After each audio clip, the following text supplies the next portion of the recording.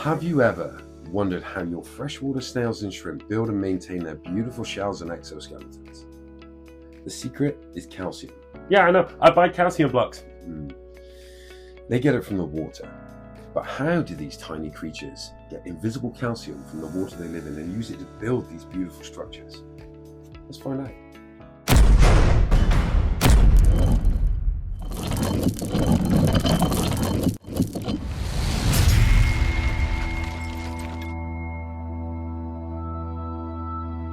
Okay, first, calcium is a mineral, and it is an essential mineral for many living things.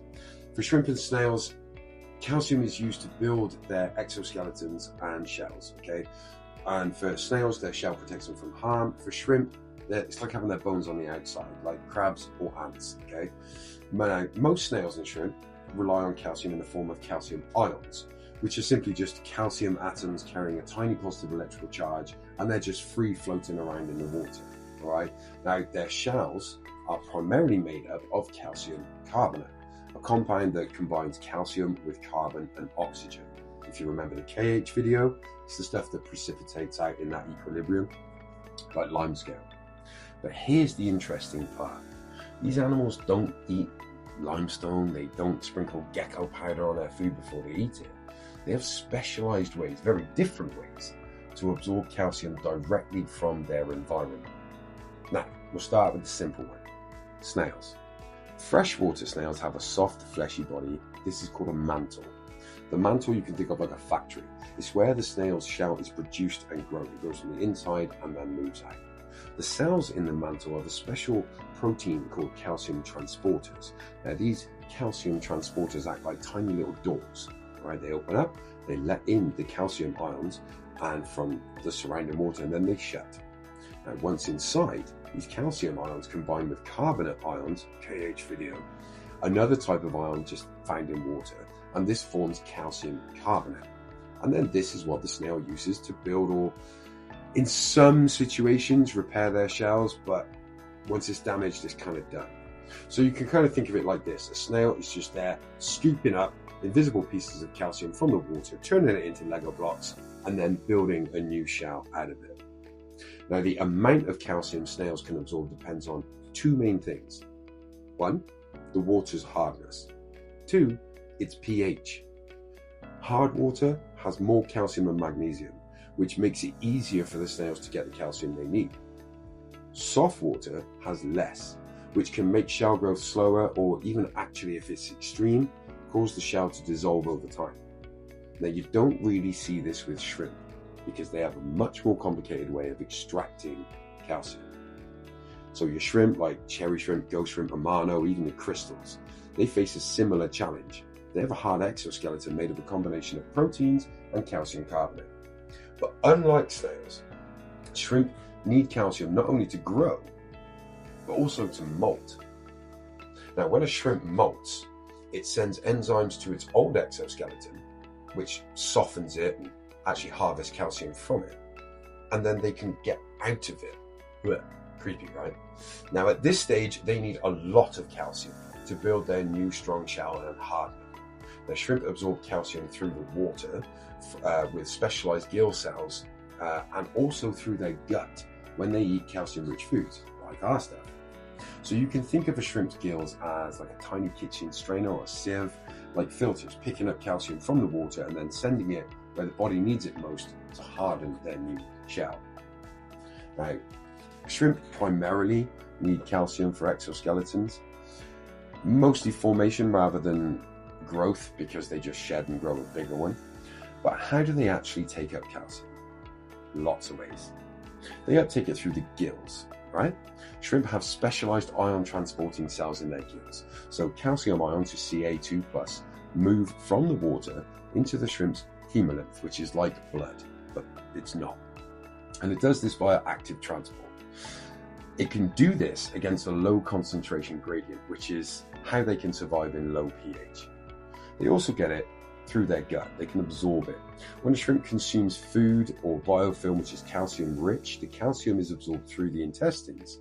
Now, this is especially important when in very soft water environments, like with our zebra plecos, Neocaridina and zebra plecos. They store and regulate calcium.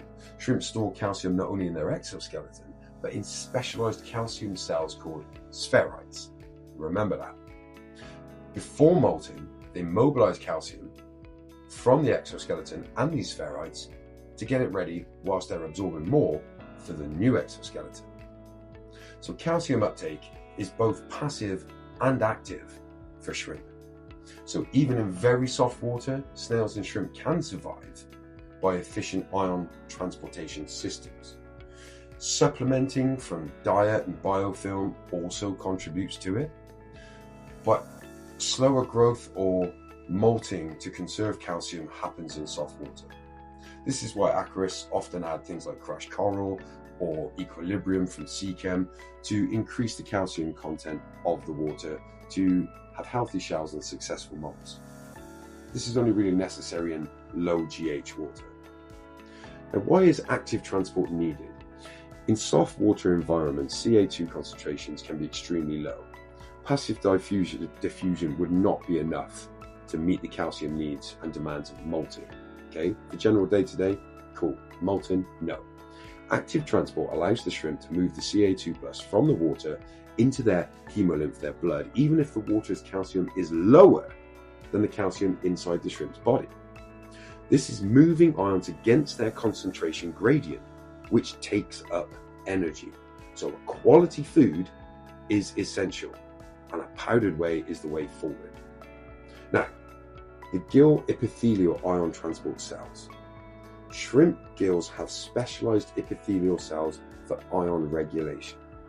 These cells use membrane-bound transport proteins and pumps, all right? So ATP pumps, basically. They use energy from ATP to actively pump calcium from the water into the hemolymph. They can move calcium against the gradient so that even in the very soft water, the hemolymph levels remain adequate. They also have Na plus and Ca2 plus exchanges.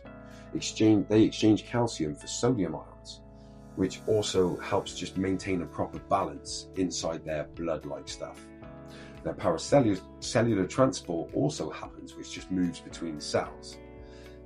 It goes through like tight junctions, and it's aided by electrochemical gradients and regulated by the gill epithelial, but that's much less efficient than active transport, but also uses less energy. But they both contribute to overall uptake. So storage and timing of calcium is important. It's stored in these special spheroids, and they're located in the hepatopancreas. All right, so before molting, calcium is mobilized to rapidly build the new exoskeleton, ensuring enough supply even if water calcium is low. So it's not growing all the time. So when they're ready to molt, they rapidly build this new layer underneath. Okay. Now, energy and regulation. Active transport is energy intensive, ATP intensive, which is why shrimp molt more slowly in soft water. They do this with hormonal regulation. So molt inhibiting hormones, which are ecdysteroids, and these ecdysteroids coordinate when calcium is absorbed, when it's stored, and when it's moved and deposited into the new exoskeleton. So snails mostly absorb calcium through their mantle, while shrimp use gills and digestive system, and they can eat it, they can take it from the water. It's crazy. Now, both are highly efficient at using their calcium available in the water to grow strong shells and exoskeletons, but shrimp are more survivable in low GH environments. Maintaining the right calcium levels in your freshwater tank is crucial. You can measure the hardness using test kits like the NT Lab liquid test kit, and if the water is too soft, add in calcium-rich foods like powdered food, mineral supplements, or crushed coral like we have with the enders here can help the snails and shrimp survive. Basically, just make sure that the home has enough calcium for your little friends to grow healthy, strong shells and exoskeletons, and you'll have no issues. So next time you watch your snails slowly grazing on a leaf, or your shrimp dancing on, I don't know, a piece of wood, remember quietly they're absorbing everything they need, the building blocks of life right from the water. Calcium may be invisible, but its role in keeping these creatures alive and healthy is crystal clear. I hope you got something from this. I hope you followed me. I hope it helps you understand if you've had any issues with molting or shell erosion.